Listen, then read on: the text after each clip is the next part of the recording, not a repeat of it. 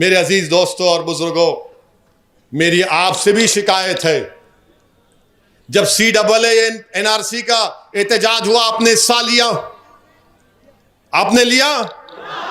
जुलूस निकाले बीजापुर में? खूब निकाले। कितने निकाले? खूब निकाले। कहां है? इधर आओ मां, तुम इधर आओ, यहाँ आओ, ठहरो जरा, तुम यहाँ आओ। क्या बोलते हैं इनको? क्या बोलते हैं इनको? इनको NRC खाला बोलते, इनको NRC खाला बोलते। अब आपसे शिकायत क्या है? हम पूरे भारत में जुलूस निकाले, पूरे हर जगह पे पुरअमन प्रोटेस्ट हुआ, उसके बाद आप खामोश हो गए, उसके बाद ठंडे पड़ गए। मैं ये बता क्यों रहा हूं आपको? शुरू में तकरीर में बोला कि आपको एक सियासी ताकत बनना है। कोई भी पॉलिटिकल पार्टी रोज प्रोटेस्ट नहीं कर सकती, कोई भी सियासी जमात ऑर्गेनाइज रोज एहतजाज नहीं कर सकती, पुलिस भी नहीं देती परमिशन आपको। मगर वो एहतजाज, हमको उस एहतजाज को एक सियासी ताकत में तब्दील करना था, जो हम नहीं कर सके। हम निकले हजारों की तादाद में, शाहीन बाग बनाया हमने, भारत के कोने कोने गलियों में, गांव में एहतजाज हुआ। No CAA, no NRC, no NPR। मगर उसके बाद हमने सियासी ताकत में कहां तब्दील किया? पॉलिटिकल एजुकेशन की जरूरत है। याद रखो, सिर्फ एहतजाज करने से कुछ नहीं होता, एहतजाज को सियासी ताकत के हासिल करने का जरिया बनाना पड़ेगा। वो हमने नहीं किया। अब एक बहन खड़ी हुई है, आपको इनको कामयाब करना है। मैं इसलिए कह रहा हूं कि भारत की पार्लियामेंट में मैं, इम्तियाज जलील साहब बैठे हुए थे और इम्तियाज जलील साहब ने मुझसे कहा, असद भाई आपकी तकरीर आएंगी, क्या करने वाले आप? मैंने कहा, इम्तियाज जलील साहब बैठो, अभी देखो।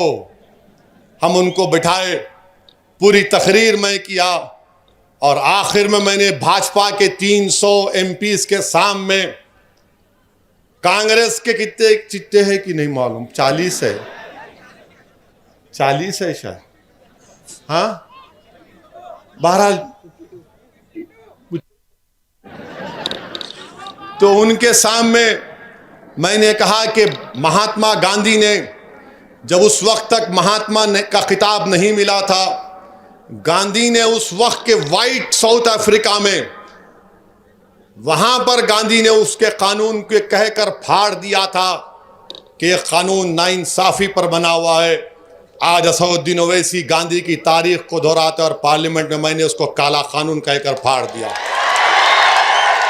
मगर मेरे अजीज दोस्तों और बुजुर्गों, आप तो एहतजाज किए, मेरी बात समझो, मेरी बात अपने दिमागों में डालो और सोचो कि एहतजाज तो हम तो किए, मगर सियासी ताकत क्या हासिल की? हम हजारों की तादाद में निकल कर आए, सब लोग भूख हड़ताल बैठे, एहतजाज किए, मगर उसका नतीजा क्या निकला? आपको पॉलिटिकल फायदा नहीं हुआ, आपको पॉलिटिकल फायदा नहीं हुआ, दूसरों को हो गया पॉलिटिकल फायदा।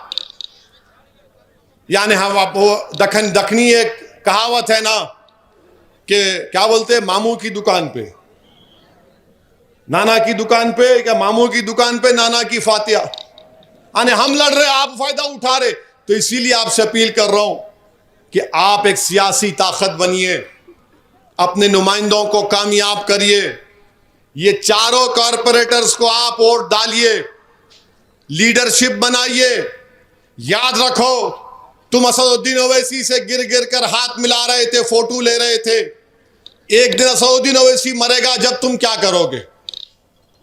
क्या करोगे तुम? जब तुम रोते बैठोगे, अरे एक था हमारा लड़ने वाला, उन्हें भी चले गया। नहीं, मेरे जिंदगी का मकसद और मेरी जमात का पैगाम यह है, अगर एक मरेगा जो सब मरेगा, तो 1000 उसकी जगह लेंगे इंशाअल्लाह ताला। तुम मुझसे ज्यादा काबिल बनो, तुम मुझसे ज्यादा ताकतवर बनो, तुम मुझसे ज्यादा बोलने की सलाहियत पैदा करो और अल्लाह तुमको मुझसे ज्यादा नेक और काबिल बनाए, ताकि एक आदमी के तुम मोहताज नहीं रहना। तुमको हजारों लोगों की जरूरत है।